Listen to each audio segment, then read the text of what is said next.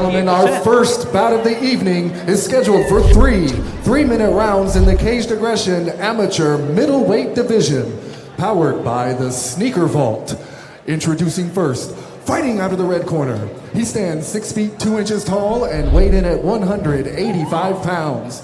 He trains at CU MMA and Fitness. Joining us from Urbana, Illinois, Michael Bilotich. And his opponent, fighting out of the blue corner. He stands 6 feet 1 inch tall and weighed in at 186 pounds. He trains at Iowa Top Team and Weber's Gym and is sponsored by Ray's Timeout Clinton and Ray's Pub Donahue. Joining us from Clinton, Iowa, Peyton Wenzel. I gotta tell you, fellas, I've been waiting so long for this trifecta to kick off, I might have an adrenaline dump. It is good to be back in the saddle as this first scrap is about ready to go down as Bruce calls a start to the action of round number 1, touching up in the center of the cage. Ooh, nice 1-2 coming out from Wenzel. Takedown attempt here from Bilotich. Bilotich under that leg, being successful. Looks like he might get full mount, and that will be very, very bad news for Wenzel. Got those legs locked up.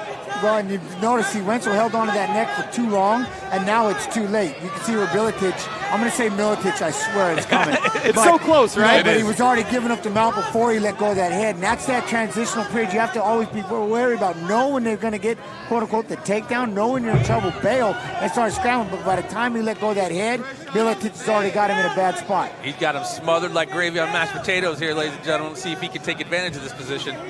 Wenzel trying to crowd his body and keep away from the attacks. Blocking those shots for now. A couple of those landed there, but he's doing a good job of defending. Nice attempt to hit the escapes here. You know what? He's bucking him. He's going to turn it He around. did. Wow. Impressive. Both fighters back to their feet.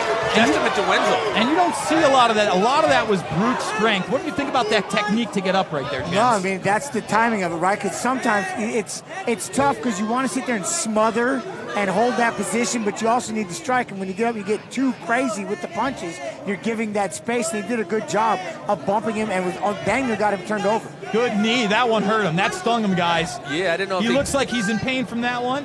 Okay. And once again, gets him down. Bilotich has him on his back. Now again, see the position. He's got to be careful. Hold on to the head. See, there was a moment where, in that transition, when you're hitting the mat, you can start to pummel in and create that before everybody gets their bearings. But once Bilotich was able to get hard and heavy like he is, now you're stuck. He needs to start. See how he's holding on to the head? That's the single worst thing he can be doing. He needs to pummel, get inside, so that he can make that a lot more difficult and start looking for that transition to try to get up.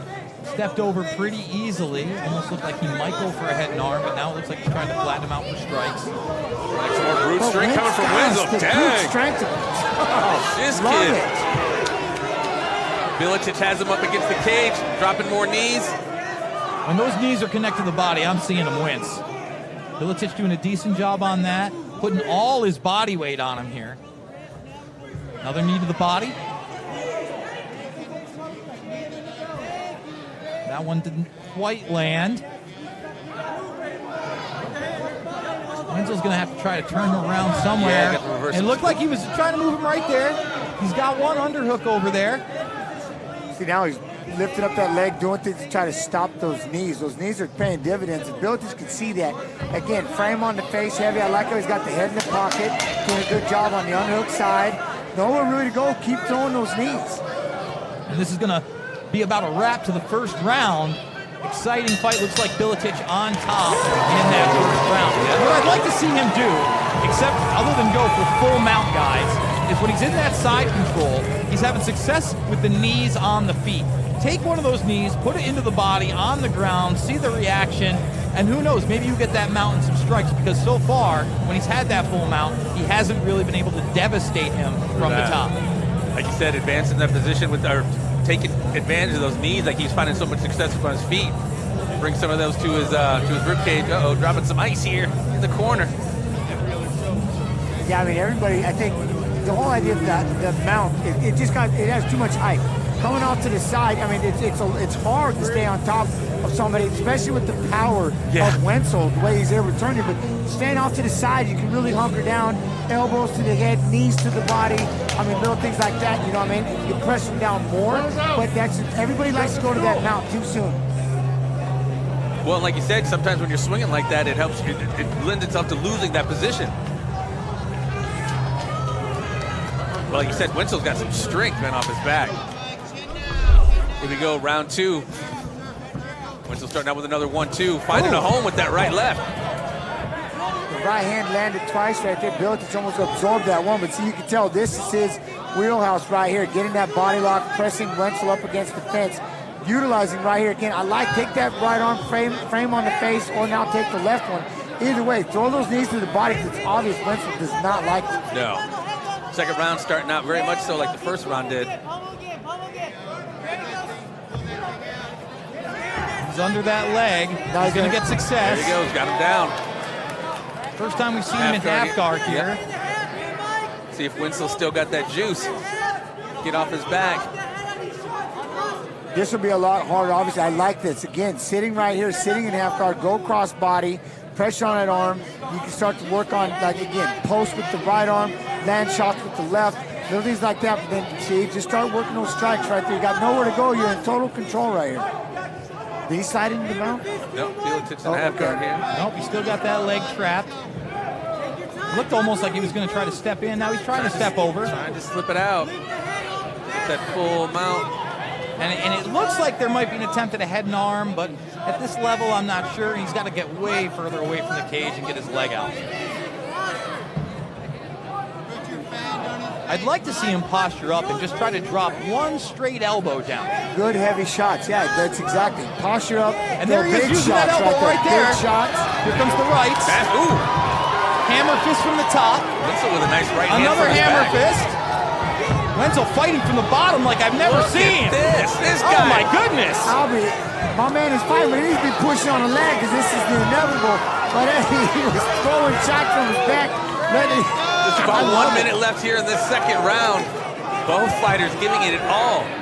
You know, an admirable attempt from the bottom, but honestly, you know, he has so much power and he's been able to get up. He would have been better, in my opinion, try to trap one of those arms, turn him over, and get up. Because look, he's still in this position. Now he's taking the shots. Yeah, now he's a little open. Now he's turning. That's what I want to see, the buck and turn. Utilizing that power, time one, push on the knee, get the shrimp in there, throw the knee, get half guard. It's just a matter of time on intelligence. Even though it's not hurt, it's still they're going to have to stop it at some point. 30 seconds left. Bruce Allen taking a look. Unanswered shots coming here from Bilotich. I would just be worried if I were Bilotich not to gas out completely before this third round. You know, these guys are in their first fights. They're about to have 6 minutes in both. But he's a pretty heavily muscled fighter. And the more muscles there are, the less oxygen you get once you start doing those big, big shots. We'll see here at the end of the second round what kind of labored breathing he has, if any. Check that conditioning.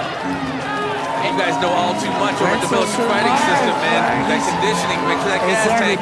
Everything. Wenzel's surviving down here, though. And the question is a round like that where, you know, he's pretty much mounted the entire round, maybe not the first 30 seconds or so. Is that dominant enough for a 10-8? That's the real question. I would say yes, other than maybe because he was trying to throw from his back. You know, I don't know. Even though it looked cool, it wasn't. There's not much to it. Again, with all that energy, and you're obviously getting hit, it's time to push on a leg, shrimp up, get half guard, get full guard, and start to push away and get back to your feet.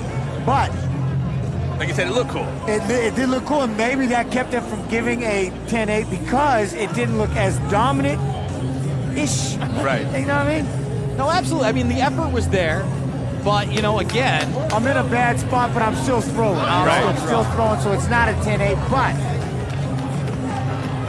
I always say in MMA, one of the things you start looking for a 10-8 would be when you have to give up all offense and go on defense, and you try that's to survive. That's when you start looking at 10-8. And since he went offense off his back, it's kind of a tough moment. Wenzel definitely looking for a shot, right, left. Gets crowded almost immediately by Bilotich. There you go. Bilotich is doing what's worked for him. If it ain't broke, don't break it. Got Wenzel up against the cage here. Again, head in the pocket, does a good job, goes in on the double. And this is where Wenzel, again, right here, see, he just holds on to the body. The inevitable is coming first. He's going to get mounted before he lets go, and like this, and now he'll have to let go. And now he's right back into the situation where he was for the last 2 rounds. Looks like he's going for an arm triangle there. I can't tell here. Oh, yeah, we're going to step off to the side, go for the arm triangle. Might have that arm choke right there, guys. We're looking at it. I think it's he tapped. He got it. He tapped. Bilotich with an impressive arm triangle here at the beginning of the 3rd round. A very game Peyton Wenzel, though. Nothing to be ashamed of. Neither of these fighters having this be their first outing in the cage. Dominant performance by Bilotich. Really was. Really was. No, obviously there's some points in this game that he's going to have to polish up a bit, but I would say that him crowding his ground game, getting the submission, it's a great start to a career. Without a doubt. For a first fight, can't knock that hustle. A lot of action. And that's it. I mean, he did a great job. He had his game plan. Like you said, Jay, he got the takedown. He knew what worked for him. He went in, he got the clinch, head in the pocket, which I really liked, grabbed that double. And, on Wenzel, I think the biggest thing, man, you're very, very tough. Just you got to utilize and put those priorities in a different direction. You just held on, you're squeezing at the wrong time. You got to just kind of pay attention, know where those positions are. And we've seen the explosion a time or two, utilizing, swimming underneath, getting those underhooks, pushing on the leg. But that's it. But his toughness is there, so that's like the hardest part. Ladies and gentlemen, your referee, Bruce Allen, has called a stop to this contest at 46 seconds into round 3, declaring your winner by submission due to arm triangle choke, Michael Bilotich.